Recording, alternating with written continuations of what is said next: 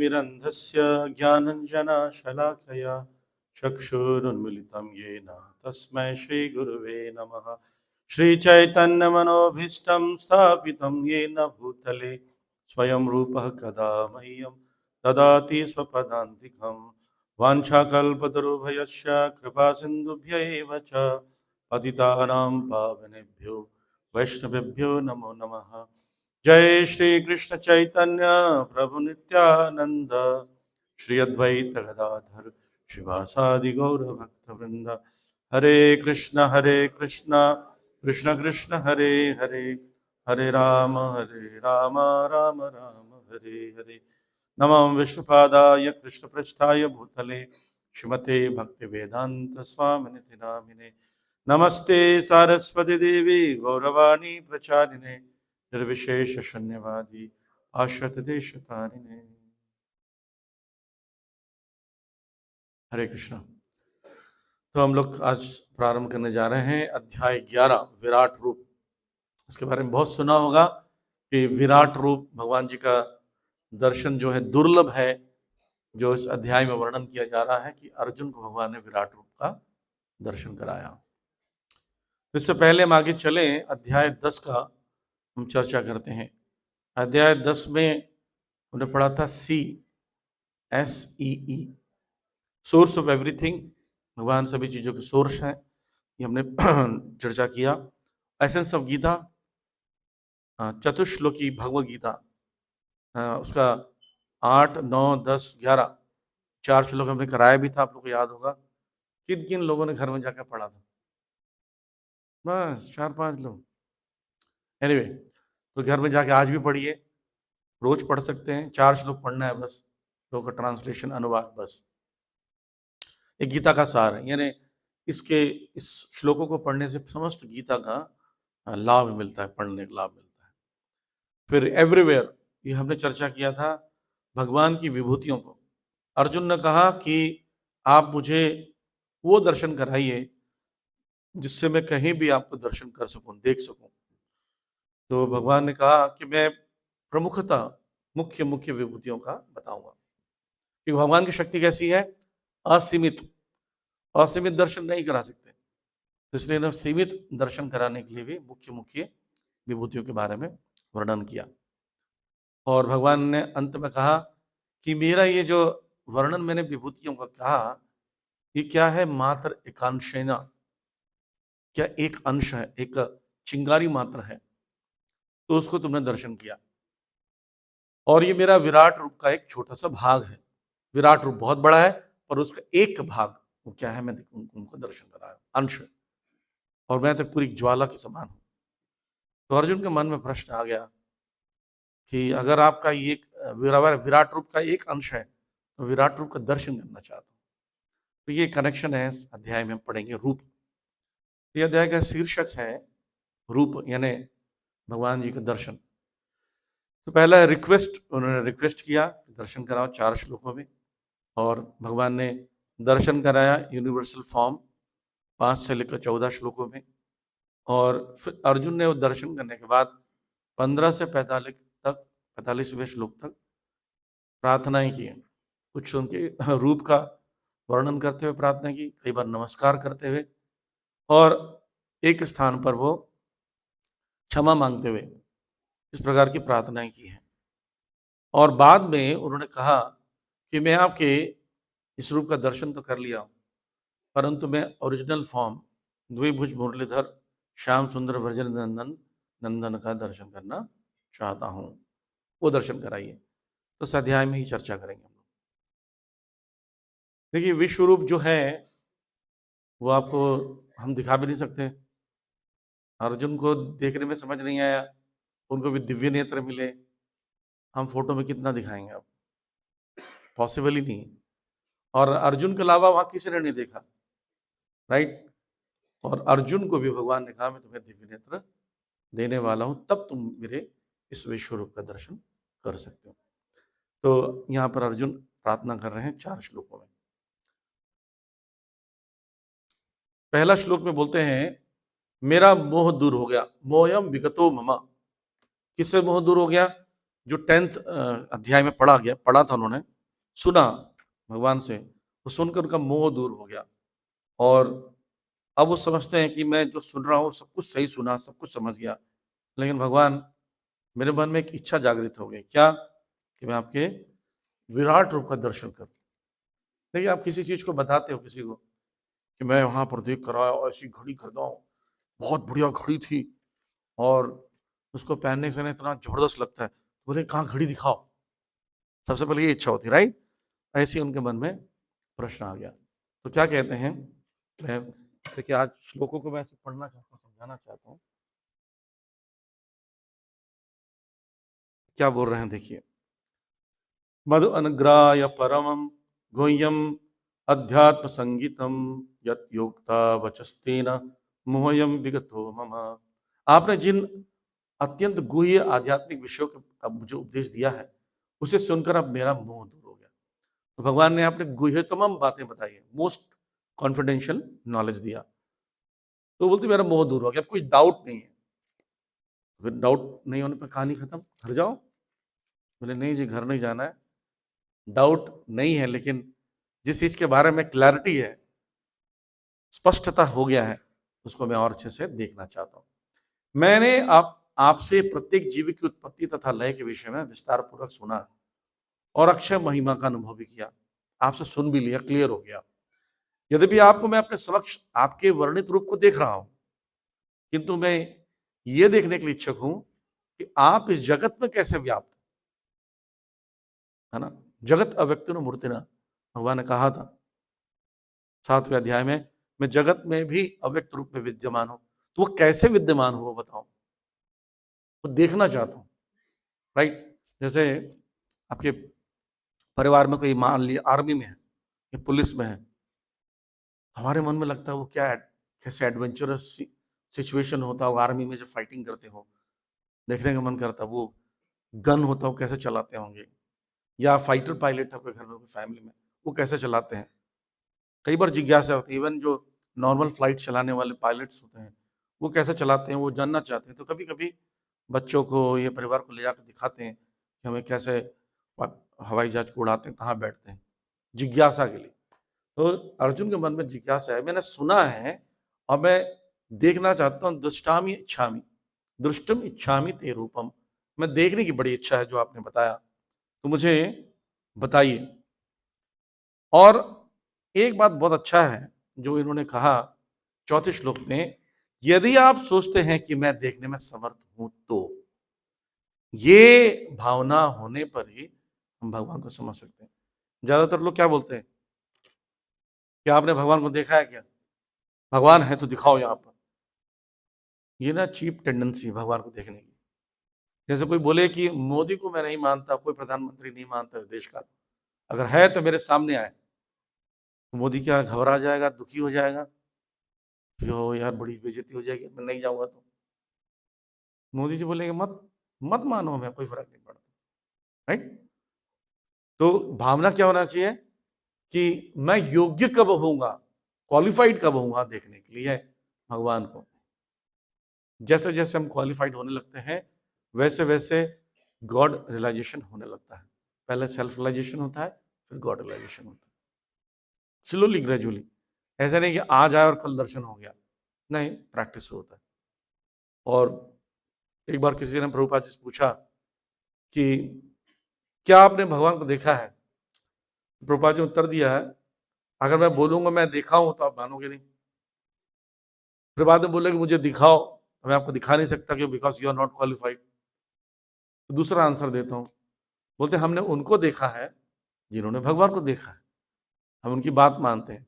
एक उदाहरण से समझाते हैं प्रभुपाद जी। जैसे आप कभी सुबह सुबह कभी भी एक कुत्ता गली में भौंकता है, तो सारे कुत्ते भौंकने लगते हैं, पर एक्चुअली चोर को एक ही कुत्ते ने देखा। बाकी लोग क्यों भौंक रहे हैं, क्यों भौंक रहे हैं? नहीं नहीं, उसको बहुत विश्वास है उस कुत्ते पर, इसने चोर को जरूर देखा है। हम बोलते हैं सोचिए हमारा विश्वास जो है कुत्ते से भी गायब बीता है, उस व्यक्ति पर विश्वास नहीं कर रहे जो भगवान को देखा है।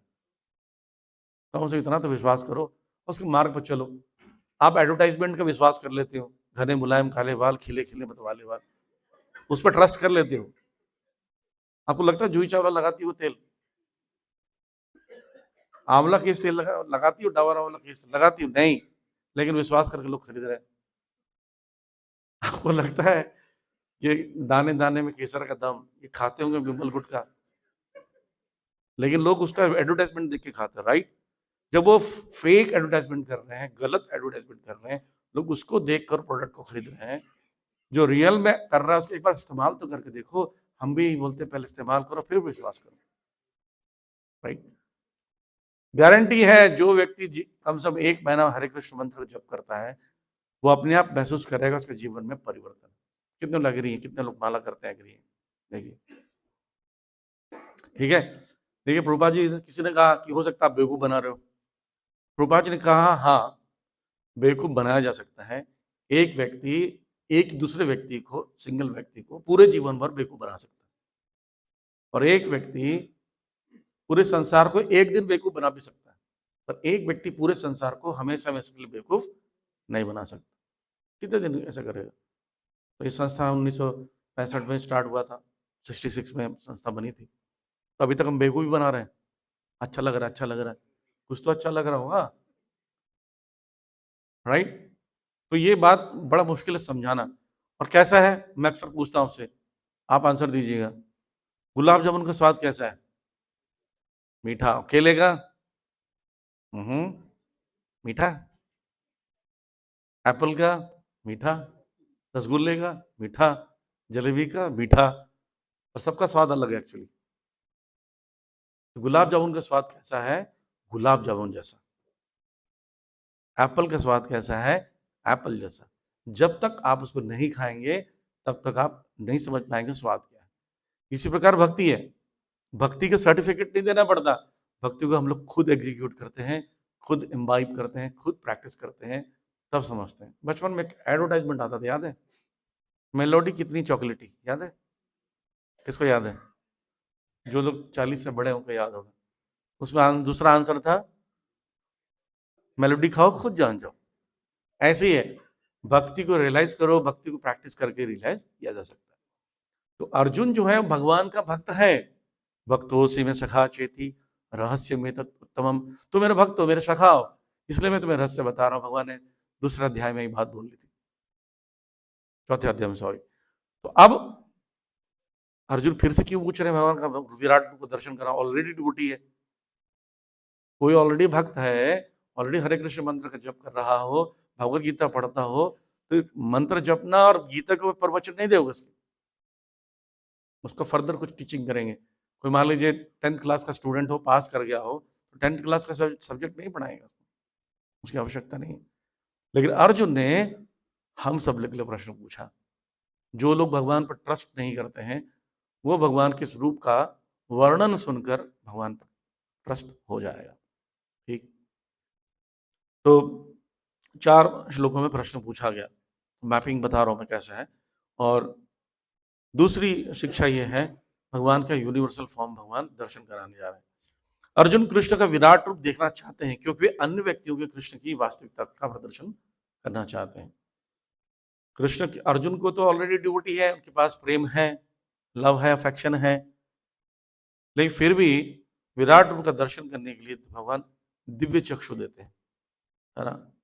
दिव्य चक्षु का मतलब होता है स्पेशल आई विजन, या कुछ स्पेशल विजन देंगे जिससे वो वही चीज देख सकता है और कोई नहीं देख सकता। आप देखिए इतना बड़ा कुरुक्षेत्र, और पूरे कुरुक्षेत्र में जो भगवान शिक्षा दे रहे हैं 45 मिनट में गीता का ज्ञान, वो एक ही व्यक्ति को सुनाई दे रहा है, और ये पूरा विराट रूप का दर्शन भी एक ही व्यक्ति को दिखाई दिया।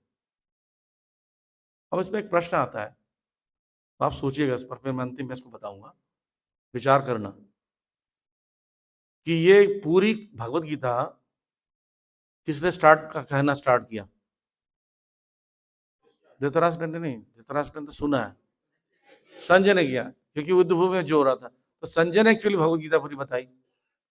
क्या संजय ने विराट रूप का दर्शन किया? ये नहीं किया, इस पर विचार करना, ठीक है? फिर I will explain later on.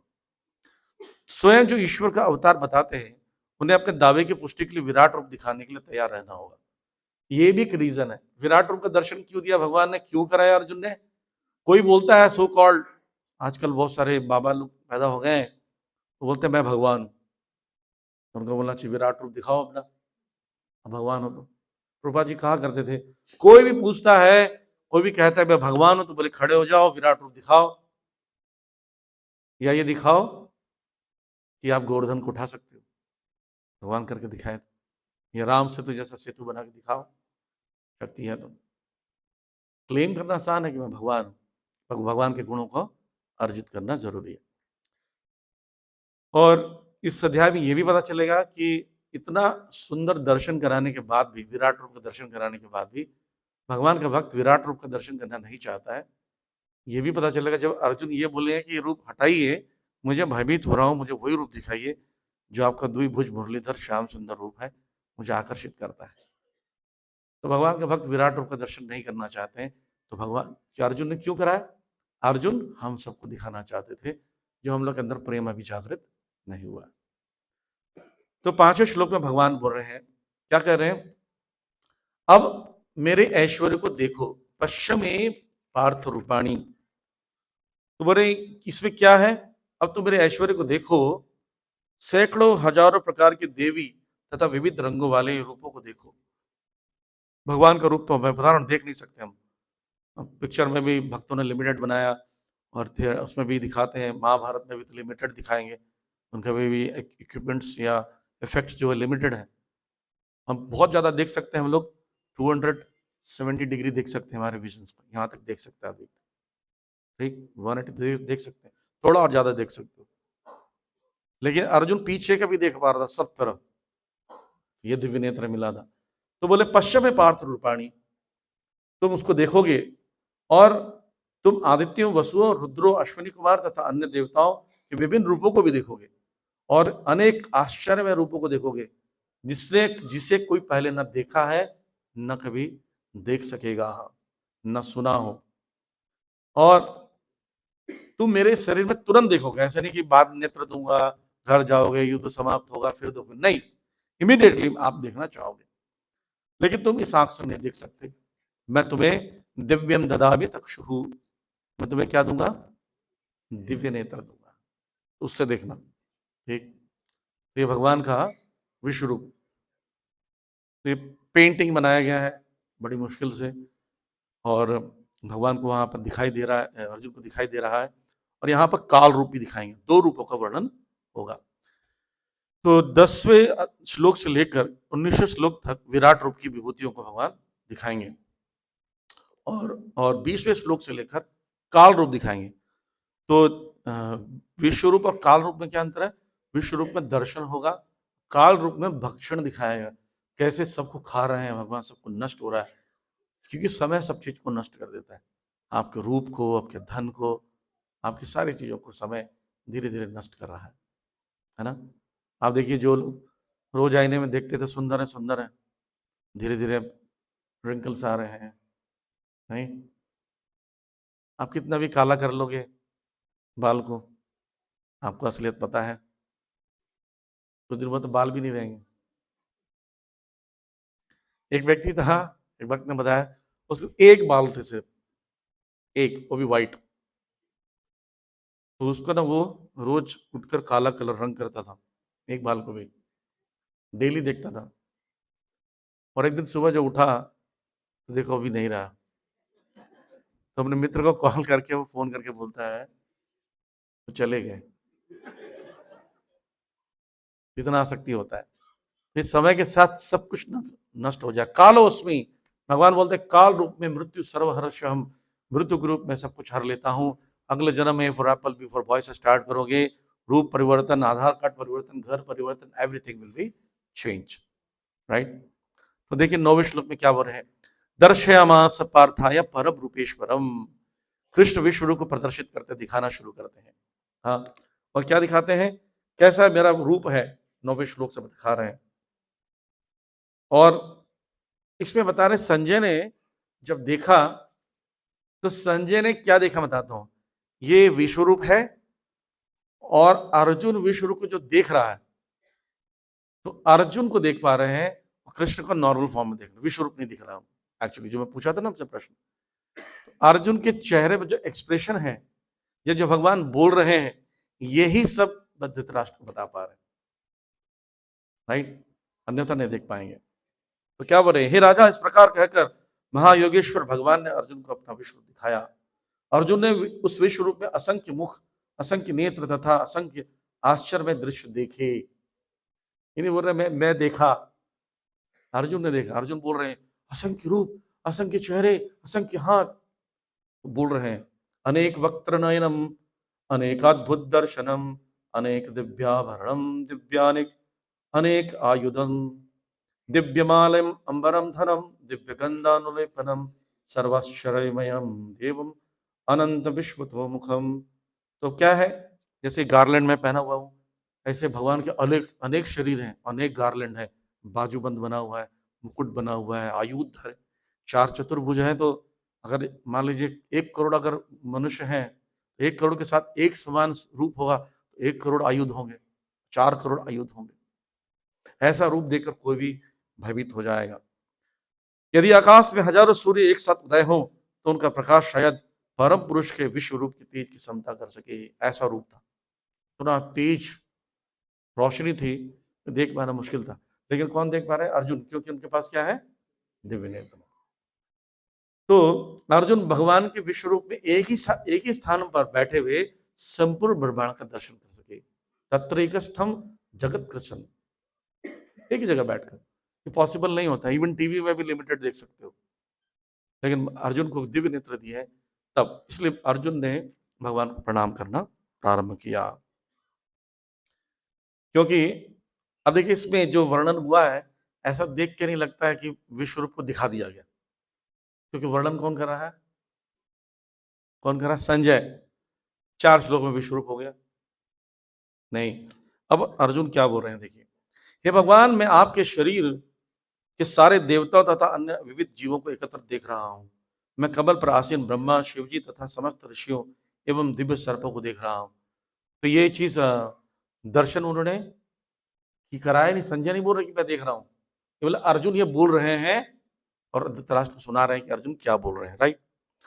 Arjun ने कहा, ये शब्द आता है, ये उच्चारण कौन कर रहा है? संजय। अर्जुन उवाच, अर्जुन ने कहा, धृतराष्ट्र को सुना रहे हैं। और क्या कहा वो भी पढ़कर सुना रहे हैं। क्या क्या दिख रहे हैं? अब बता रहे रूप का वर्णन, क्या क्या की प्रार्थनाओं में क्या क्या होगा। बोलते हैं क्रीडनम गदिम चक्रणी च, क्या दिख रहा है विश्व रूप में? सब कुछ दिख रहा है। सब कुछ का मतलब आयुध कैसी है, उनकी चकाचौंध तेज रोशनी है, प्रज्वलित अग्नि है, सूर्य के अपार प्रकाश की भांति चारों तरफ फैल रहा है, और ऐसा अनेक मुकुट, गदा और चक्र भी दिख रहे हैं, है ना? शंख चक्र गदा पद्म धारण करते हैं ना भगवान, अनेक दिख रहे हैं। और क्या दिख रहा है कि आप अव्यय पुराण पुरुष हैं, सनातन धर्म के पालक भगवान है, यही मेरा मत है। और आपका कोई आदि अंत नहीं दिख रहा है। ऐसा चल रहा है, ऐसा लग रहा है आपका शरीर खत्म ही नहीं हो रहा, ऐसे एंड नहीं है। जैसे किसी व्यक्ति को दिखते हो तो हाइट भी दिखती है, नीचे भी हाइट दिखती है उसकी, कितनी कहाँ से स्टार्ट हुआ है, साइड से भी दिखता है कितना चौड़ा कितना बड़ा है, लेकिन कोई लिमिट नहीं दिख रहा है, ना ऊपर दिखता है ना नीचे ना साइड में कहीं भी। ठीक, ये है विराट रूप। मेरे को पता आपको समझ नहीं आ रहा है, किसी को समझ नहीं आएगा कि रूप को देखना आसान नहीं, जब तक देखेंगे नहीं समझ नहीं आएगा। फिर क्या कहते हैं, सारे लोक आकाश आपके बीच में है, आप इतने ऊंचे हैं कि आकाश बीच में है, ठीक है? इसलिए मेरे को समझ नहीं आ रहा है भगवान कि ऐसा लग रहा है सारे देवों का समूह आपकी शरण में जा रहा है। कुछ लोग तो भयभीत खड़े होकर हाथ जोड़ रहे हैं और बोल रहे हैं कल्याण हो कल्याण हो।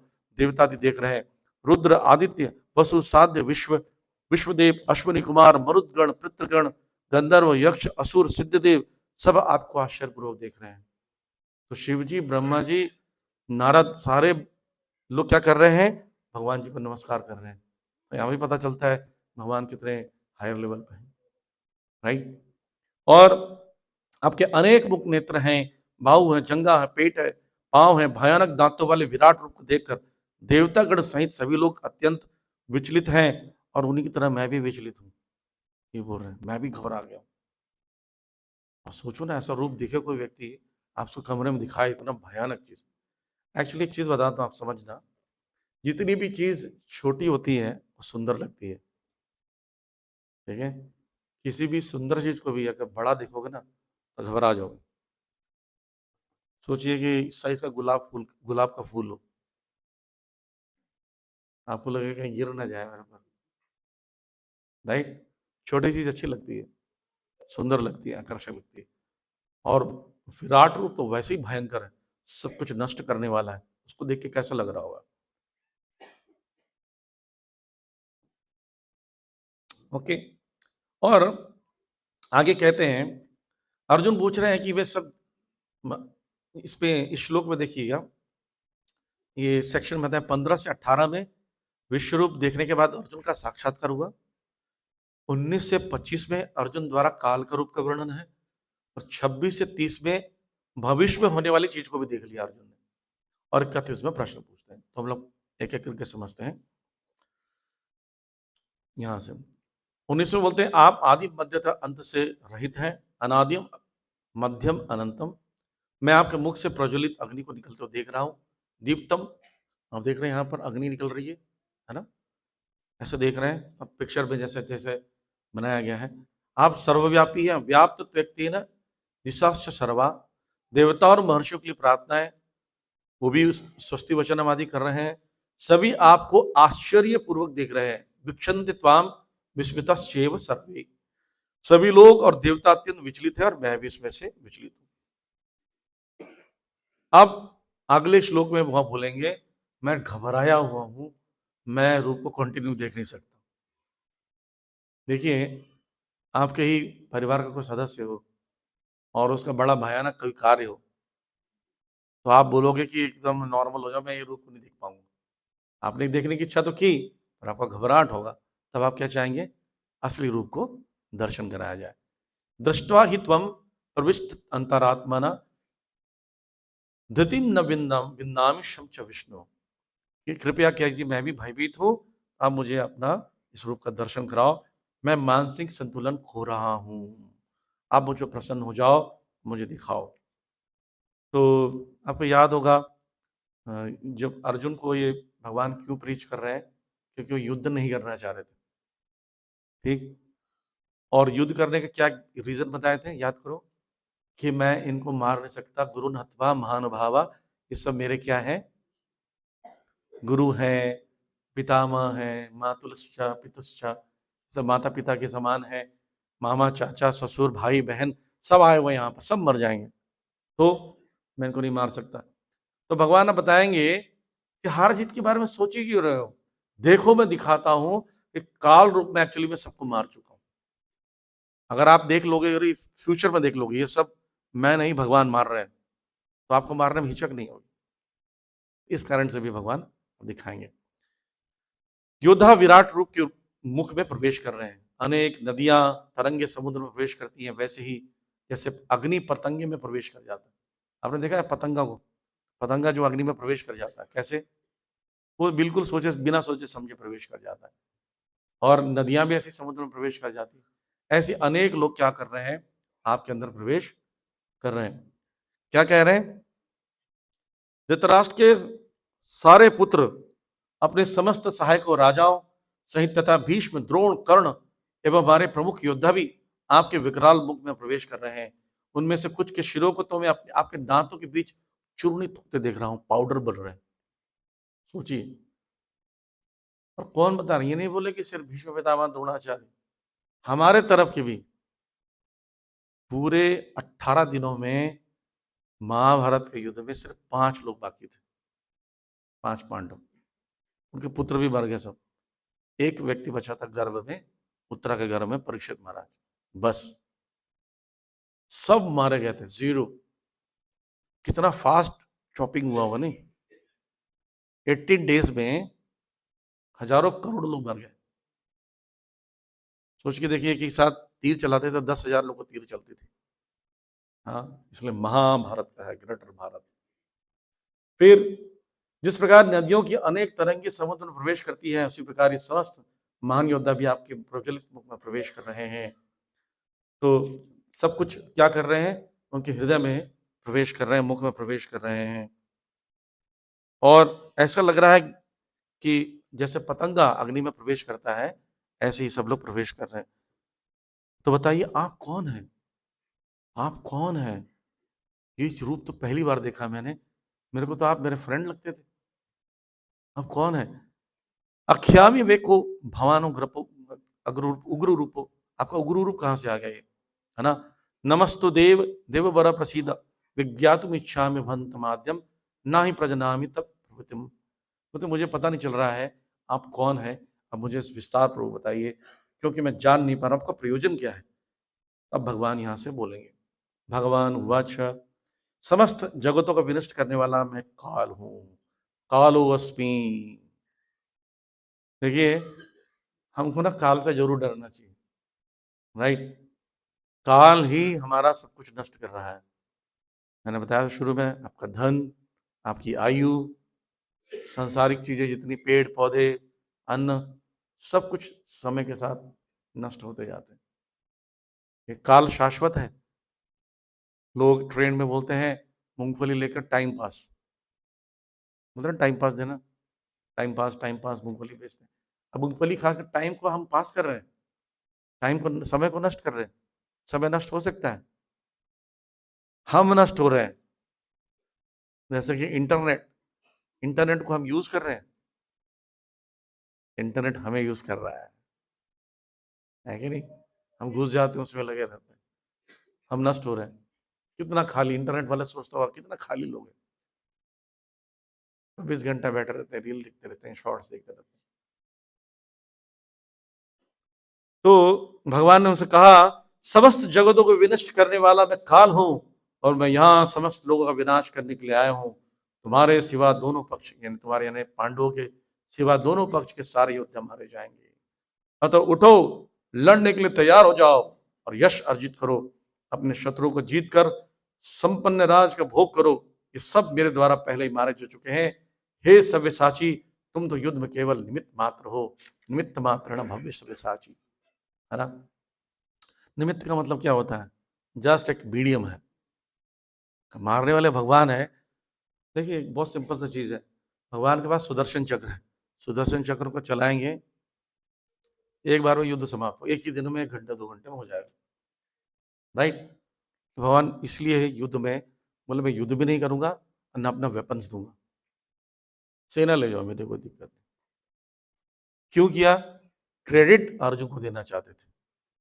निमित्त मात्र न भव्य सव्यसाची। सव्यसाची अर्जुन का नाम है। सव्यसाची का मतलब है जब वो तीर चलाते हैं तो ऐसे पकड़कर ला कर रखना नहीं पड़ता, ऐसे चक चक चक करते रहते हैं।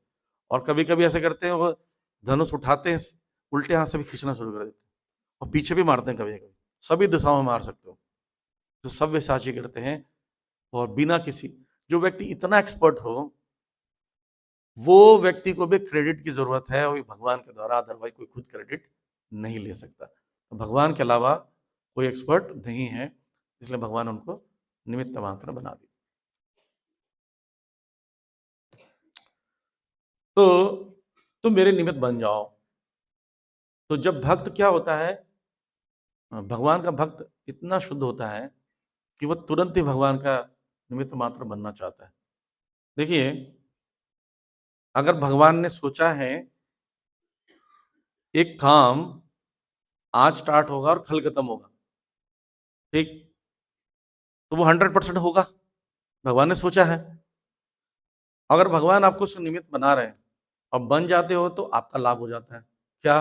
आप उसमें भी जो एक्टिविटी में पार्टिसिपेट करोगे तो आपका लाभ होगा, और आप भी फेमस हो गए, आप भी बोला जाएगा इसका भी क्रेडिट मिल जाएगा। और नहीं भाग लोगे तो क्या होगा? काम तो फिर भी होगा। जैसे हमारे श्री चैतन्य महाप्रभु, वो कहते हैं पृथ्वी ते आचे जतन आगर आदि ग्राम सर्वत्र होई बे मोर प्रचार, प्रचार मोर नाम। जितने भी पृथ्वी में घर और नगर ग्राम है, सभी जाके एक समय के बाद मेरे नाम का प्रचार होगा, भगवान के नाम का प्रचार होगा। अब वो तो होना ही है। अब इस प्रचार कार्य में जो जुड़ जाता है तो बोलते हैं भी प्रीचर है, भगवान का भक्त है। और जो नहीं जुड़ता है तो वो बाहर ही रहता है। इतना करना, हमें अपने आप को ऐड करना है। तो इसलिए बोले कि भाव सब्यसाची, तुम बनो। इसलिए हम खुद से चाहते हैं कि भगवान हमें कंट्रोल करें, भगवान हम पर नियंत्रण रखे। ठीक, ये प्रेम के कारण होता है। अब अर्जुन जो है ये सब देखने के बाद आश्चर्य भाव से भगवान को प्रणाम करते हुए यहाँ पर वर्णन किया जा रहा है। 36, 37, 38 में गुणगान करते हैं, 39, 40 में प्रणाम करते हैं, और 41 से 44 में क्षमा याचना करते हैं। अब क्षमा याचना क्यों करते हैं वो हम पढ़ेंगे, क्योंकि उनको लगा कि मैं तो, ये तो भगवान है, विश्व रूप का दर्शन कर रहा हूँ उनका, इनके साथ तो मैं खेलता था, कभी थप्पड़ भी मारा मैंने, तो मैंने बहुत गड़बड़ किया, तो उनके अंदर में गिल्ट फील हो रहा है, तो क्षमा भी मांगेंगे। कृष्ण का सौम्य रूप प्रदर्शन करने की विनती भी करते हैं। तो 36 में बोलते हैं, कृष्ण के मनमोहक और भयानक रूप से आकर्षित और विकर्षित करते हैं। एक तो मनमोहक क्या है, आश्चर्यजनक चीज है, राइट। जैसे आपका कोई दोस्त जो है वो, मान लीजिए आर्मी में घुस के बहुत लोगों को मार रहा, आप भी खड़े हो देख रहे हो, आप देखोगे तुम लोग को मार दिया, तो यार बड़ा पावरफुल है मेरा फ्रेंड, लेकिन ये देख के डर भी लग रहा है मुझे। दोनों भाव है, आश्चर्य भी है और भय भी है, और देखना भी, खुश भी हो रहा है कि मेरा फ्रेंड है। ऐसे मिश्रित भाव उनके अंदर में हुआ। तो कृष्ण जो है पूजनीय है, ये भी वो बोलते हैं कि आप भगवान पूजनीय है। किसके द्वारा पूजनीय है? सभी देवताओं के द्वारा। जगन निवास अनंत हे देवेश, आप समस्त चीजों के कारण हैं और सब आपको पूजा करते हैं। तो आप इस संसार के आदि हैं, आप पर सब निर्भर है, सभी चीजों के आश्रय हैं। अब भगवान क्या कर रहे हैं, भगवान अर्जुन क्या कर रहे हैं, उनको प्रणाम कर रहे हैं। देखिए कैसे प्रणाम कर रहे हैं। नमो नमस्तस्तु सहस्त्र कृत्वा, मैं आपको हजारों बार प्रणाम करता हूं, राइट। हजारों, एक बार प्रणाम करने में कितना समय लगता है?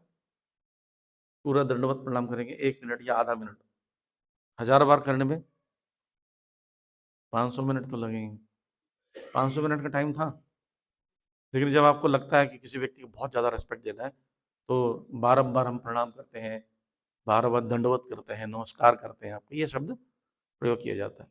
आपको चारों ओर से नमस्कार करता हूँ, क्योंकि चारों ओर दिख रहे विश्व रूप है। कैसे कर रहा हूं? नमस्पुरुष तथा पृष्ठते, पीछे से, और तिस सर्वत एवं सर्व, मैं पीछे से भी करूंगा, सभी जगह से प्रणाम करूंगा, जहां जहां से मुझे दिख रहे हैं मैं पुनः पुनः आपको प्रणाम करता हूं। अब बोल रहे हैं मुझे क्षमा कर दो। क्यों मांगेंगे क्षमा? क्योंकि मैंने मूर्खतावश या प्रेमवश जो भी कुछ किया है, कृपया मुझे क्षमा कर दो। क्या? देखिए क्या शब्द बोल रहे हैं। सखेति मत्वा प्रसवम युक्त युद्धुक्तम, हे कृष्ण, हे यादव, हे सखी थी, अजानता महिमान तदेव मया प्रमाद प्रेण वापी। मतलब मैं क्या बोलता था? कृष्ण नाम पुकारता था। जैसे आपका कोई फ्रेंड है और बहुत पावरफुल पोजीशन में है, तो आप जब उसको देखते हो तो बोले यार मैं तो बड़ा इसका मिसबिहेव करता था। हाँ, मैं आपको छोटा सा स्टोरी बताता हूँ। एक बार आपको पता है कृष्ण को जब अक्रूर जी लेके जा रहे हैं, कहाँ? कंस को मारने के लिए मथुरा, धनुर्यज्ञ हो रहा है, तो बीच में जा रहे हैं, और अक्रूर के रथ में कृष्ण बलराम है, और पीछे बैलगाड़ी में उनके फ्रेंड्स हैं। तो सुबल सखा उनके बहुत क्लोज फ्रेंड है, सुबल सखा बहुत मजाक करते हैं, और भगवान भगवान तो कोई नहीं मारता। वो व्रज में जाएंगे ना, कृष्ण को कोई भगवान नहीं मानता, वो बोलते हमारा दोस्त है, बस हमारा फ्रेंड है काना। तो बोल रहे हैं सुनो सुनो कृष्ण, रोको रोको रथ रोको, अक्रूर जी रोकिए। बोले मेरा मन में प्रश्न है, बोले इस लड़के को, ये कृष्ण को हमने तो 20-25 बार पटका है, ये कैसे मार देगा कंस को? और कृष्ण देख रहे भाई क्या बेइज्जती कर रहे हैं सबके सामने। बोलते ठीक है, मैं तुम्हारे बैलगाड़ी में आता हूँ। बड़े बैल खड़े हो गए, एकदम बहुत बड़े बड़े बनते, एकदम विशाल, इसलिए भगवान के नाम विशाल भी है। विशाल रूप दिखाते हैं, और बाइसेप्स ट्राइसेप्स दिखाते हैं, एकदम ताकत, क्योंकि मल्लयुद्ध होना है तो वेपन्स नहीं दिखाएंगे, दिखा रहे हैं यहाँ पर बने हुए ट्राइप्स बने, कट्स बने, 6 पैक्स होकर दिख रहे हैं। और जो बोलते अरे ये जादू कहाँ से सीखा तूने? ये नहीं आश्चर्य हो रहा कि ये ताकतवर हो, इतना बड़ा गया, जादू कहाँ से सीखा तूने? बोले जादू नहीं, मैं इतना ताकतवर, मैं चल चले तुझे 2 मिनट पटक दूंगा मैं तो, कितना ही बड़ा हो जाए हमारे सामने दिखाना नहीं। ये है मित्र। अब देखिए, कृष्ण गए, सारे फ्रेंड्स फाइटिंग कर रहे हैं, जैसे बैठे हैं ना, ऐसा ऊंचा होता है और बीच में अखाड़ा होता है। उसमें कंस के बारे में बताता हूं मैं आपको। कंस कितना शक्तिशाली था। बताते हैं, जरासंध के पास एक हाथी था, कोबलिया पीड़। कई बार लिखा है कि इसमें 1,000 हाथी का बल था, कई 10,000 हाथी, पर एक हाथी से ज्यादा ही था बल। और वो हाथी को जरासंध क्या करता, किसी सिटी में हमला करना हुआ तो उसको छोड़ देता, जाओ। और वो सब उठा उठा के फेंकता, घर तोड़ता। 1,000 हाथियों का बल का कोई हाथी रहे, उसको 100 200 सैनिक भी नहीं संभाल पाएंगे। और जब भगदड़ मच जाती, ये सेना लेकर हमला कर देता। ये जरासंध की फाइटिंग स्ट्रैटेजी थी, वॉर स्ट्रैटेजी। अब जब युद्ध करने के लिए मथुरा पर आए तो कंस उस समय राजा थे। तो जरासंध जब आए तो कंस ही सो रहे थे आराम से। सैनिक आके बोलते हैं, खतरनाक हाथी घुस गया है कुबलिया पेड़, महाराज आप रक्षा करो, त्राहीमान त्राहीमान। बोलते हैं, ऐसे ही तो सोने नहीं देते हैं। कहाँ है हाथी? बोले, महाराज वो रहा। ठीक है, ड्रेस पहनाओ। ड्रेस पहन के जाते हैं और हाथी का पूंछ पकड़ते हैं, घुमाते हैं ऐसे ऐसे, हाथी को फेंक देते हैं। हाथी जाकर गिरता है जरासंध के टेंट के सामने, धड़ाम, और बेहोश। तो क्या धड़ाम, सब इतना 1,000 हाथियों का बल वाला हाथी गिरेगा, कितनी तेज हलचल होगा ना, भूकंप जैसा लगेगा। जरासंध उड़ जाता, भाई क्या हो गया? महाराज ये हाथी बेहोश हो गया हमारा। कैसे बेहोश हो गया? इसको युद्ध करने भेजा था। बोले कंस ने भेजा, यहाँ का राजा है। क्या बात कर रहे हो? बोले हाँ, 1,000 हाथियों के बल वाले को फेंक दिया, तो 10,000 हाथियों का बल होना चाहिए उसके पास। वो इससे युद्ध नहीं करेंगे। युद्ध नीति बताती है, अपनी बेटियों की शादी कर देता हूँ। तो जरासंध ने अपने 2 बेटियों की शादी कंस से कर दी। ये घटना सबको पता है। इसलिए वहां पर ग्वाल बाल ये देखने आए हैं, इसको तो हम लोग जंगल में इतना पटके, ये कैसे मारेगा कंस को, ये देखते हैं आज। और तैयार है ना दोस्तों, अगर हमारा दोस्त हारा, कूद पड़ेंगे एक साथ, इससे तो ताकतवर है ही, फिनिश मार देंगे, कंस को चकनाचूर कर देंगे। युद्ध चल रहा है, और भगवान ने कैसे मारा कंस को? 10 मुक्के मारे बस। जंप किए, सिंहासन से निकाले, धड़ धड़ धड़ धड़ धड़ धड़ धड़, निताई गुरु प्रेमानंदे, हरि हरि, हरि हरि बोल हो गया। अब सुबह सखा को बड़ा जोश है, मार दिया मेरे दोस्त ने। और क्या करे, वो जंप कर गए बैटिंग कराना में, अब मेरे साथ लड़के दिखा। भाई यार बेइज्जती मत कराओ। अब सुबल सखा को हरा नहीं सकते, क्यों नहीं हराएंगे? मित्र है। अब भगवान कृष्ण वहीं पर सुबल सखा से हारते हैं, उसी स्टेज पर सुबल सखा को पटक देते हैं। बोले, देखा मैं इससे ज्यादा ताकतवर हूं। तो ये वज्र का भाव है, व्रज का भाव है। व्रज में भगवान अपने आप को नहीं शो करते, और शो भी करते हैं कोई मानता नहीं है। यशोदा मैया को दिखा रहे हैं कि ब्रह्मांड का मुख में ब्रह्मांड दिखाया, यशोदा मैया विश्वास नहीं करी। पता नहीं मेरे बच्चे को क्या हो गया, क्या क्या मुंह में मिट्टी खाया, क्या क्या दिख रहा है, मुझे भी चक्कर आ रहा है। फिर उसमें क्या करी, वहां से गोबर लगा रही है, मूत्र लगा रही है, गौमूत्र। भगवान बोले, आप नहीं दिखाऊंगा सब चीजें। अरे क्या मम्मी को तो समझ ही नहीं आता है सब चीजें। तो वहां पर योग माया जो है, सभी भक्तों के ऊपर अपना पर्दा डालती है, ताकि भगवान को भी आनंद जाए। देखिए, ऐश्वर्य आपके पास जब आ जाएगा ना, आप अकेले हो जाएंगे। बहुत बड़ा बंगला होगा, 15 कमरे होंगे, 15 कमरे में एक साथ नहीं रह सकते, अकेले रहेंगे। बहुत महंगी गाड़ी होगी, तो आपके साथ वो दोस्त बैठाने में आपको शर्म आएगी, वो दोस्त लोग को भी शर्म आएगी। जैसे जैसे जैसे ऐश्वर्य आता है, आप अकेले होते जाते हैं। तो बड़े बड़े लोग जो है ना, मैंने एक इंटरव्यू सुना था, बहुत छोटा था, तो श्रीदेवी का, कि मैं चैन से जुहू चौपाटी बीच पर पानी पूरी नहीं खा सकती, सब लोग ऑटोग्राफ ले रहे हैं, तो श्रीदेवी श्रीदेवी आ जाते। तो लोग क्या करते हैं, वेश बदल के, ऐसे महान लोग ना वेश बदल के आम लोगों के बीच में रहना चाहते हैं। बिल गेट्स ऐसा करता है, गरीबों के बीच जाता है। तो भगवान भी चाहते हैं कि मैं अपने भक्तों के साथ ऐसा रहूं जैसे मैं भगवान नहीं हूं, तभी मुझे आदान प्रदान में आनंद आएगा। कोई मुझे भी महान नहलाते से मुझे भी थप्पड़ मारे, और भगवान का पूजा, आप जैसे स्नान करा रहे हो, जय हो भगवान के, स्नान करा रहे हो, छू ना पाए, लोटा टच ना हो जाए। और वहां क्या होता है, इतना बड़ा टब रहता है, कृष्ण नहा रहे हैं, थोड़ा इधर उधर हिलेंगे, यशोदा मैया पाट से थप्पड़ मारेगी, चुपचाप रहो, हिलो मत, यहाँ पर नला रहे हैं, दिमाग खराब कर रहे हैं, 50 बार नलाएंगे क्या? ये है वहां पर। तो रो रहे हैं, यशोदा मैया बांध के रखी है उनको, सारे संसार को कंट्रोल करने वालों को रस्सी से बांध दिया है। भगवान को आनंद आता है, राइट। लेकिन यहां पर ऐश्वर्य भाव है, अर्जुन के पास ऐश्वर्य भाव है, उसको ऐश्वर्य दिखाते साथ अब वो बेचारे घबरा गए, अरे ये तो भगवान है। मैं इनके साथ क्या बोलता कि हे सखे थी, फ्रेंड इधर आओ, दोस्त इधर आओ, ये बोलता था।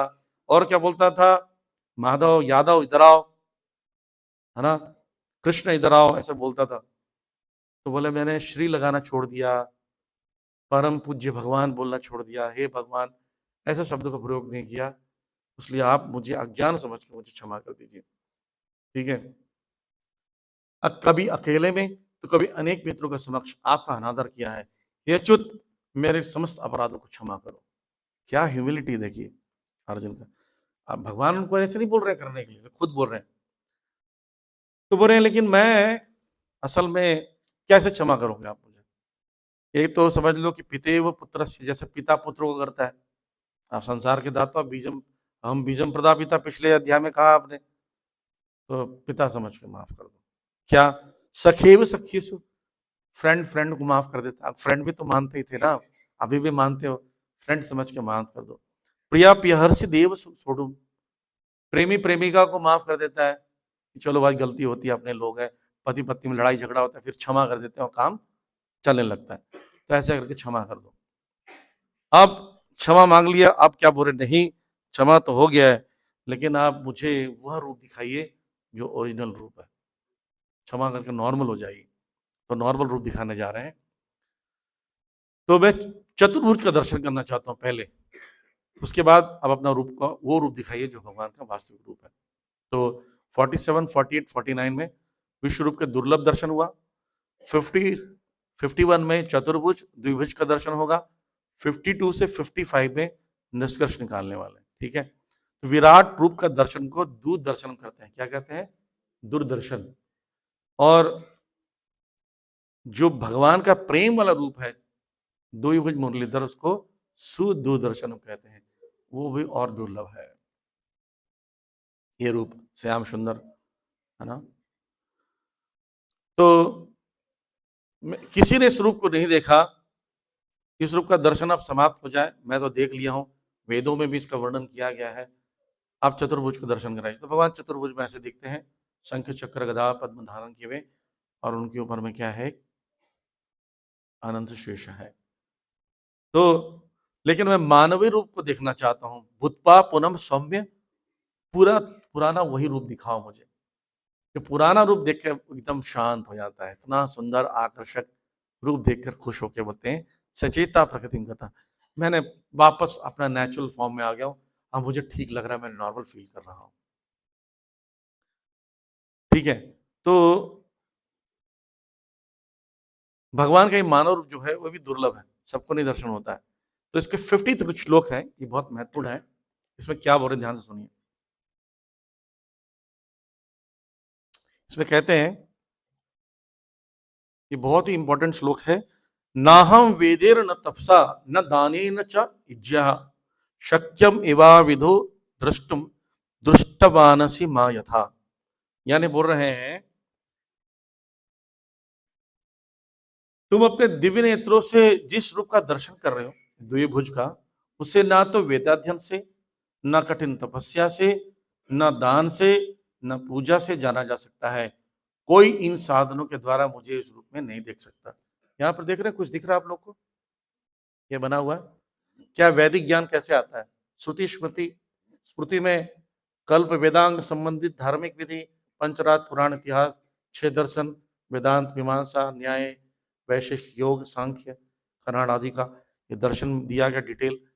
ये सब जानने के बाद ये कम से कम 2-3 जन्म लग जाएंगे इसको पढ़ने में, इतने सारे शास्त्र, उसके बाद भी इस रूप का दर्शन नहीं कर सकते। ये बोल रहे हैं ना, खूब करोड़ों रुपए पूरा जीवन का जितना भी धन वो दान कर दो, उससे भी नहीं देख पाओगे, तपस्या से उससे भी नहीं देख पाओगे। तो कैसे देख पाओगे, भक्त्या तुम अनन्या शक्या अहम मेधु विधु अर्जना ज्ञातम दृष्टम च तत्वेन प्रविष्टम च परंतपा। क्या बोलते हैं, भक्त्या तो अनन्य शक्या, भक्ति के माध्यम से मुझे देखा जा सकता है। मैंने एक स्टोरी बताई थी, आपको शायद याद होगा, भगवान को देखने के लिए जब तक भगवान नहीं आएंगे भगवान को कैसे देखोगे।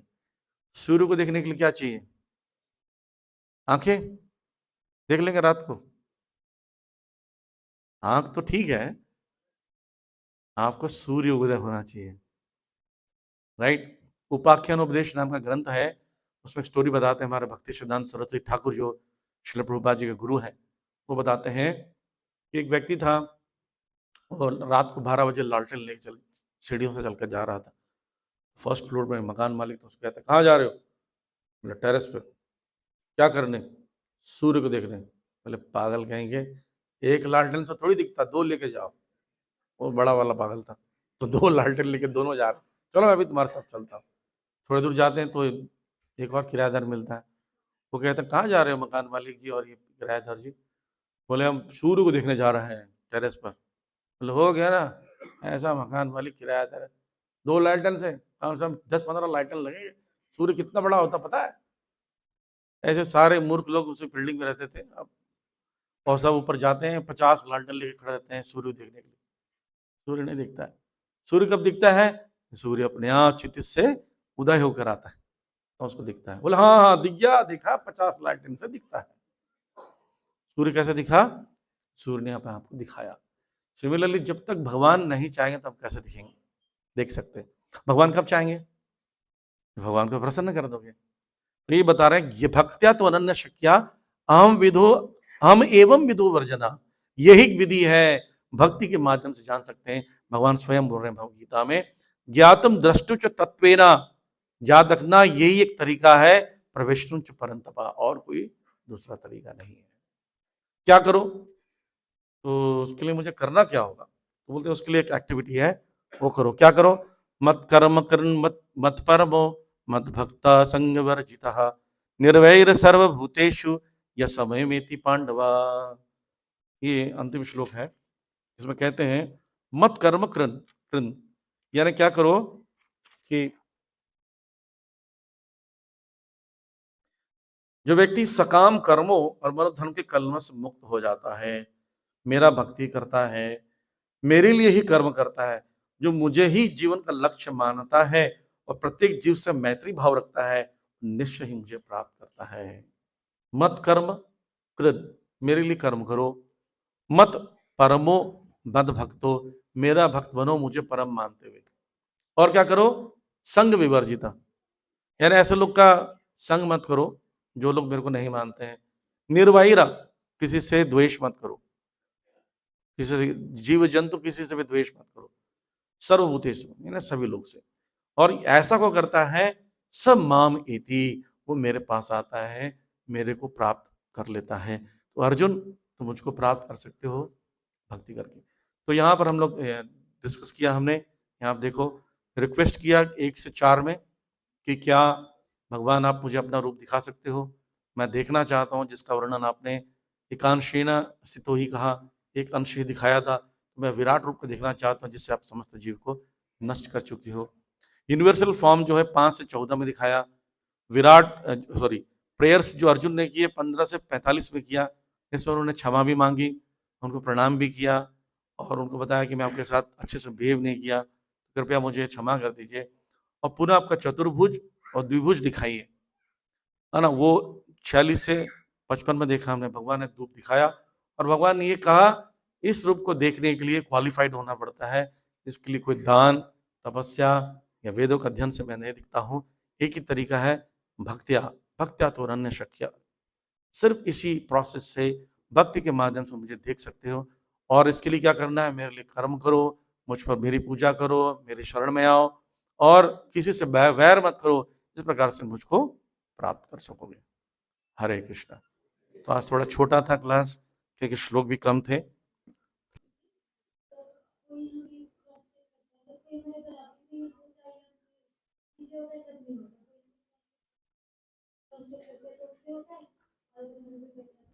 हाँ, सिंपल सी चीज है, एक हम लोग इंडिविजुअल एंटिटी है, इंडिविजुअल कॉन्शियसनेस है, तो इंडिविजुअल ही सक्सेस मिलेगा। जो आपकी क्वालिफिकेशन है उसके हिसाब से भगवान आपको सक्सेस देंगे। उस व्यक्ति को भी इसलिए दे रहे हैं क्योंकि उसके लिए वो क्वालिफाइड है। तो दूसरा व्यक्ति क्वालिफाइड है और सक्सेस हो रहा है, तो उसके लिए हम क्यों शक करें या क्यों ईर्ष्या करें? हमें संतुष्ट रहना चाहिए अपनी जिंदगी में। कोई और कर रहा है आपसे ईर्ष्या, क्षमा क्षमा कर दो, क्षमा तो आपके हाथ में है। क्योंकि वो अज्ञानी है, वो आपके साथ समान ऐसा सेमिनार अटेंड नहीं करता है, क्षमा कर दो। और सेमिनार अटेंड करता है, हमारे पास ले, हम समझाएंगे उसको। ठीक है, ओके। और कोई प्रश्न? पीछे एक है यहाँ भी।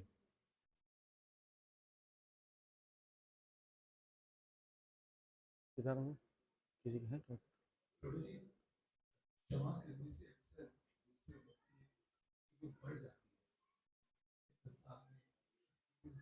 हम्म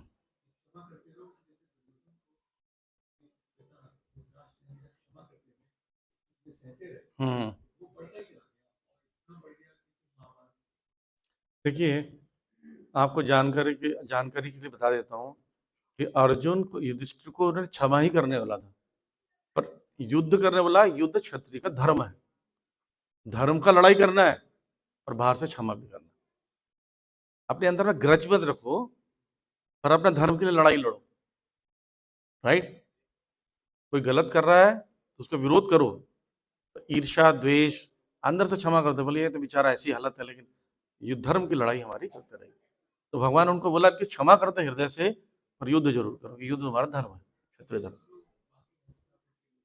हाँ, सबके लिए। पीछे किसी ने प्रश्न पूछा?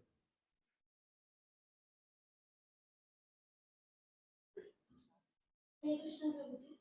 प्रभु जी, आपने इसमें बताया कालोस में कि काल भगवान है, जिसमें ऐसे किया जा सकता है, इसको जैसे अगर किसी ने किसी के साथ गलत किया, तो जिसके साथ गलत हुआ उसको ये ऐसे बोला जा सकता है कि ये तो भगवान का, जैसे काल के प्रभाव से हुआ है आपके साथ, तो सामने वाला इंसान इसका वो नहीं है, उसकी गलती नहीं है, जैसे वो भी एक कर सकते हैं, मेरी गलती नहीं है, तो इसमें हम ऐसे में कैसे रिप्लाई दें किसी को अगर बोले?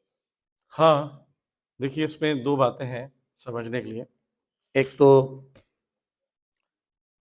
दो प्रकार के एक्शन होते हैं, एक प्रीवियस लाइफ के कर्म का एक्शन होने के लिए, रिएक्शन आने के लिए एक एक्शन होगा। ठीक, मैंने पिछले जन्म में किसी को थप्पड़ मारा है, तो इस जन्म मुझे थप्पड़ पड़ना है, तो व्यक्ति के मन में डिजायर आएगा, कुछ कुछ घटना से होगी, मुझे थप्पड़ मारने के लिए उसके मन में डिजायर आएगा। और दूसरा होता है फ्री विल का, इस जन्म में वो एक्शन करा, जैसे पिछले जन्म में एक्शन किया था, इस पर रिएक्शन मिला, तो इस जन्म वो एक्शन भी हो सकता है।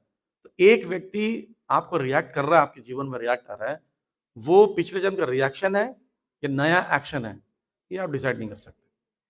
ठीक, तो ये बोल के नहीं बोल सकते कि मैं पिछले जन्म का बदला चुका रहा हूँ, ये चुका रहे इसलिए थप्पड़ मारो, ऐसा नहीं बोल सकते। देखिए, भगवान का जो भक्त है वो सोचता है रिएक्शन है, तब भी मैं इसको नहीं करूंगा, और एक्शन तो बिल्कुल नहीं करूंगा, मुझे अगले जन्म में फिर आना पड़ेगा इसके लिए। तो भक्त ऐसा डील करता है। और आपके ऊपर ऐसा कुछ हो रहा है, तो हमें सोचना चाहिए पिछले जन्म का रिएक्शन होगा, और एक्शन भी होगा तो मैं लेने के लिए आऊंगा, क्योंकि मैं इसको क्षमा कर रहा हूँ। राइट? जैसे मुझे किसी ने थप्पड़ मारा और मैं सहन कर लिया, मान लीजिए, मैं बोला नहीं, मुझे नहीं इस कर्म के चक्कर में पड़ना, ये विशियस साइकिल शुरू हो जाएगा, इसलिए मैं नहीं चाहता हूँ, तो मैंने अपने आप को ऐसा कर रोक लिया। अब अगले जन्म इसको मारने नहीं आना पड़ेगा, क्षमा कर दिया, नहीं तो मारने के लिए भी आना पड़ेगा, एक जन्म होगा। और सिर्फ जन्म होने से मारोगे नहीं, और भी चीजें होंगी बहुत सारी, जॉब है, बीमारियां है, कोविड है, बहुत सारी चीजें आपके साथ होंगी। टॉलरेंस ही करना पड़ेगा, भगवान का भक्त सहन ज्यादा करता है।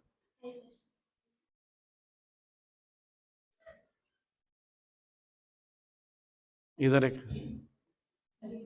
हाँ, हरे कृष्ण धन्यवाद। मैं आपको एक प्रश्न पूछना चाहती हूँ, बताइए बताइए। मैं 2005 से इस्कॉन से जुड़ी हूँ, और इतनी बार भगवत गीता को पढ़ा, बार बार जब पढ़ती हूँ तो नए एक्सपीरियंस आ जाता है, मेरे को लगता है मैं पूरा सीख लिया, सब कुछ आ गया, फिर दूसरी बार पढ़ती हूँ तो फिर मेरे को लगता है मैं कुछ नहीं सीखा। इतने बार पढ़ के 2005 से आज तक बहुत सारे सुना भी है, मगर इस बार जो एक्सपीरियंस आपके से सुना मैंने, वो मैं तो बस जो, नहीं, मेरा कोई क्वालिफिकेशन नहीं है, मैं तो जो शास्त्र में बताते हैं, प्रभुपाद जी ने लिखा है, मैंने सुना है, बोलता मैं तो बस एक पपेट हूँ, बोलने वाला बस।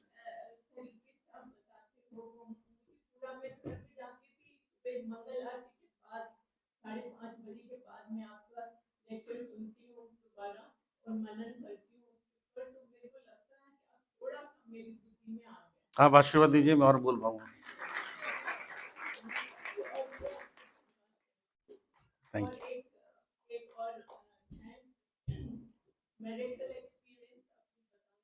हाँ बताइए।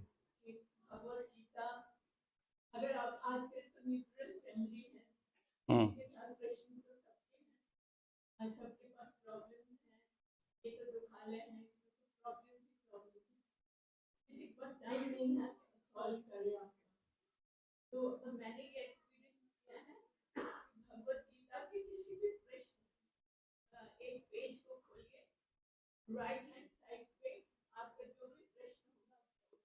Hari Hari, definitely I agree.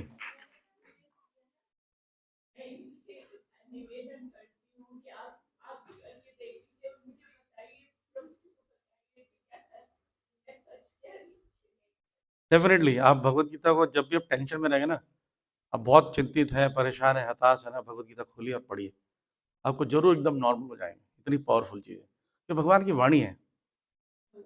Okay, एक यहाँ पर है हैंड रेज किया, एक वहां प्रभु जी ने किया। यस माता।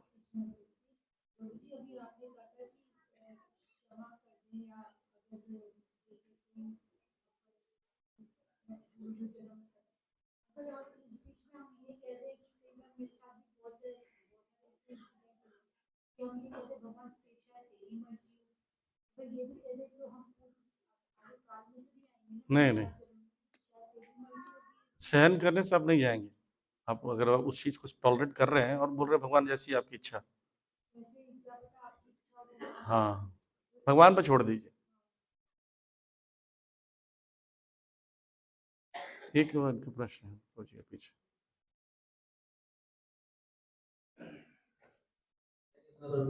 हरे कृष्णा।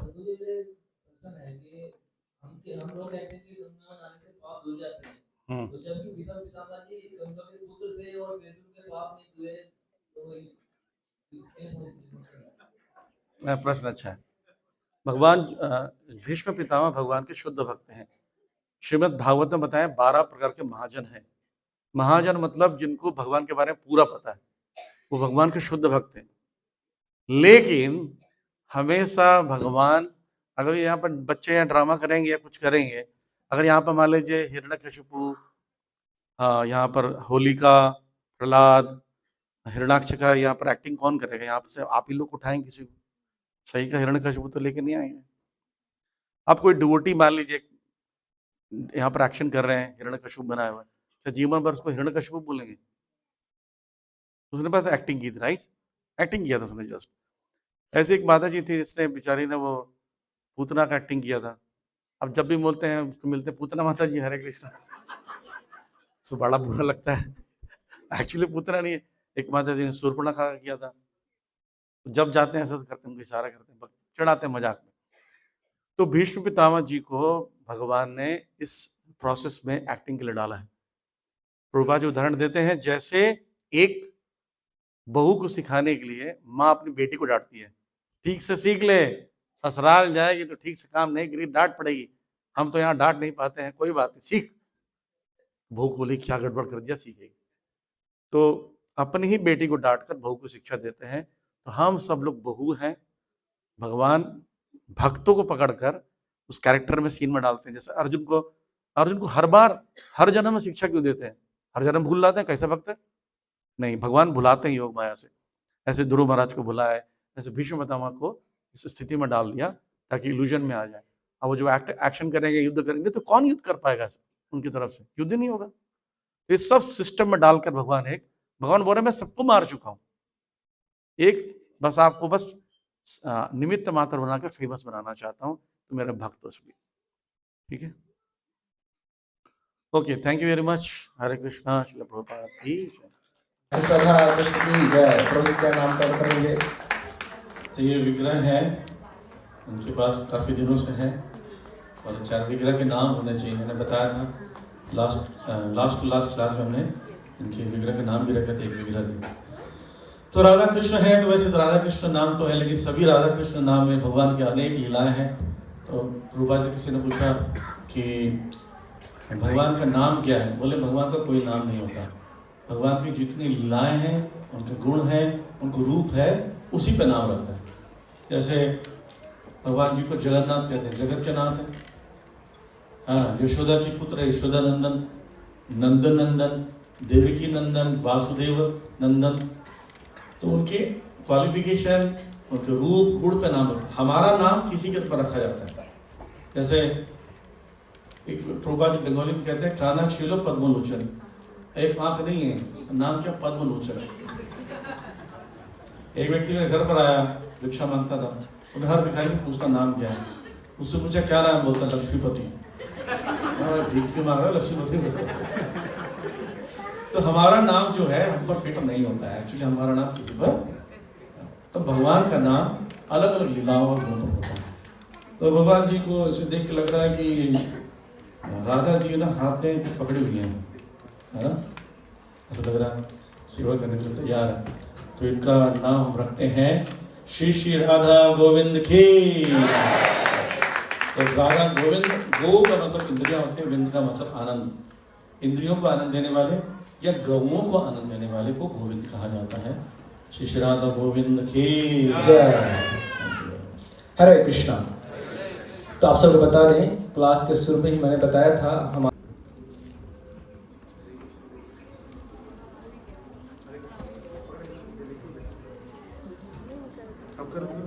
हरे Krishna to you, Hare Krishna to you, Krishna Krishna to you, Hare Hare to you, Hare Ram to you, Hare Ram to you, Ram Ram to you, Hare Hare to you, never come back again, never come back again, go back home, back home, back home to again.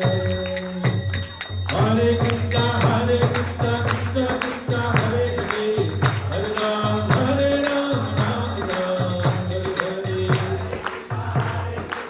Krishna, Hare Hare, Hare Ram, Ram Ram, Hare Hare. Hare Krishna, Hare Krishna, Krishna Krishna, Hare Hare, Hare Rama, Hare Rama, Rama Rama, Hare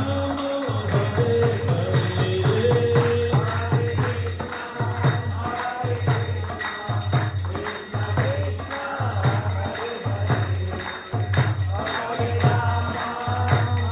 Hare Krishna, Hare Krishna, Krishna Krishna, Hare Hare, Hare Ram, Ram Ram, Hare Hare.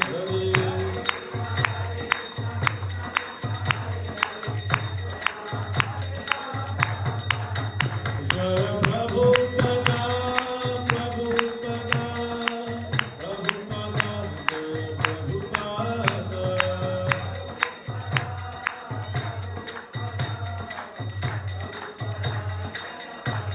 Nitai Gaurya Mandir.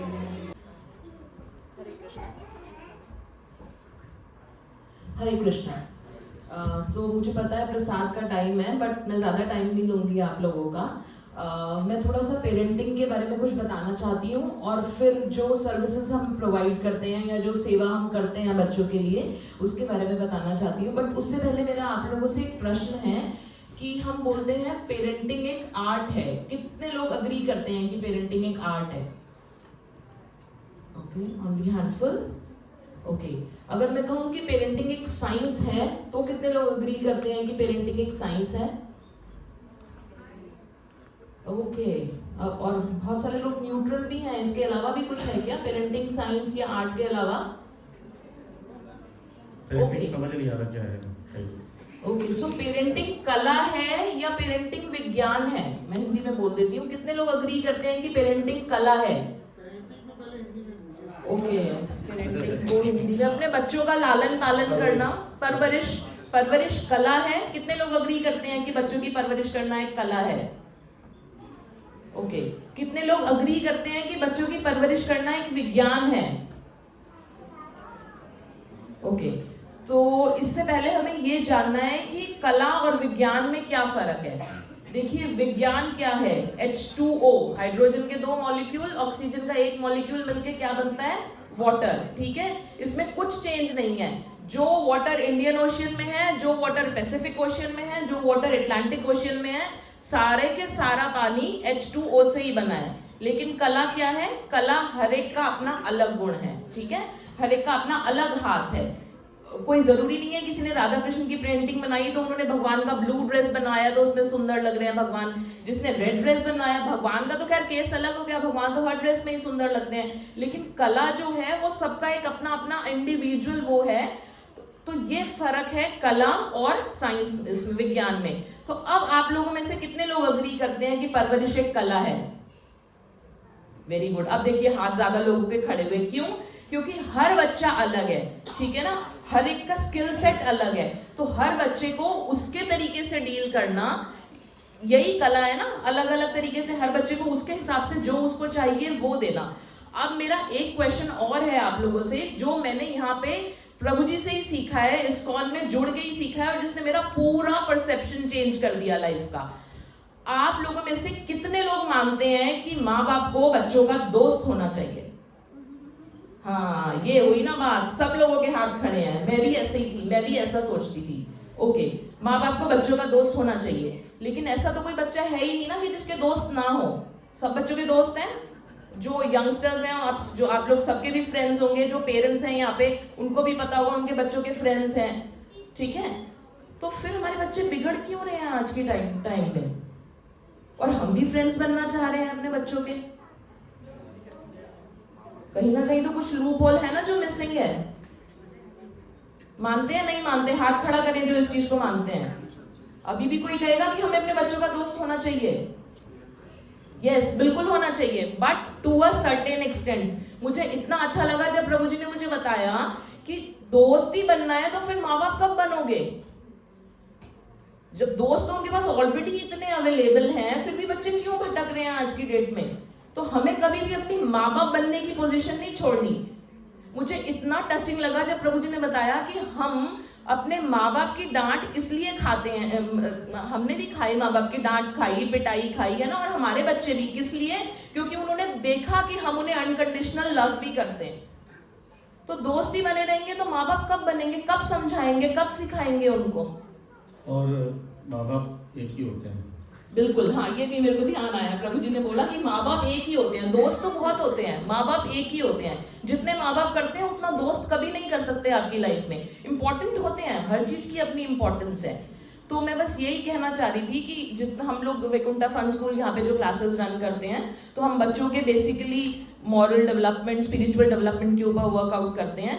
तो अगर आप लोगों की कुछ भी problem है अपने बच्चों से रिलेटेड, तो एक माता जी है हमारी, प्रीति मई माता जी, अभी आई डोंट नो यहाँ पे अवेलेबल हैं कि नहीं है, तो वो काउंसलिंग देती हैं पेरेंट्स की भी और बच्चों की भी। तो इन केस अगर आप लोग कुछ ऐसा कुछ इशू फेस कर रहे हैं या कुछ इशू नहीं भी फेस कर रहे हैं, अपने बच्चे के इंप्रूवमेंट के लिए और कुछ चाहते हैं, तो आप लोग हमसे कॉन्टैक्ट कर सकते हैं। हम आपका 1-to-1 पर्सनल सेशन करा सकते हैं, that would be kept strictly confidential. तो जो भी इंटरेस्टेड हो वो हम लोगों से कॉन्टैक्ट कर सकते हैं। वो डॉक्टर है माता जी, और उनका काम ही है काउंसलिंग करना। बच्चे कई बार ओपन अप नहीं हो पाते अपने पेरेंट्स से, छुपाते हैं, तो वो उनसे बात करके बड़े टैक्टफुली बात करके उनके जो अंदर डाउट्स है, कुछ चीज़ फेस कर रहे होंगे घर पर, मोहल्ले पर, स्कूल में, बहुत चाइल्ड अब्यूज़ भी होता है, बच्चे बता नहीं पाते, पेरेंट्स को डरते हैं, उनको डरा देते हैं, मम्मी पापा को पता है तो मर्डर कर देंगे तुम्हारा। तो वो ना ऐसे टीचर्स को, ऐसे डॉक्टर्स को बता देते हैं, उनके पास टेक्निक्स होती है। तो ऐसे कुछ केसेस होंगे तो आप संपर्क कर सकते हैं। हमारे डॉक्टर प्रीति माता जी हैं, वो आज नहीं आई किसी कारण से, नहीं है ना, तो नेक्स्ट टाइम हम उनके इंट्रोड्यूस कराएंगे आपको। तो आपने उनसे मिल सकते हो। हमारी क्लासेस में वो रेगुलर सर्विस देती हैं, इनके साथ में जुड़ी हुई हैं। ठीक है, थैंक यू। हरे कृष्णा।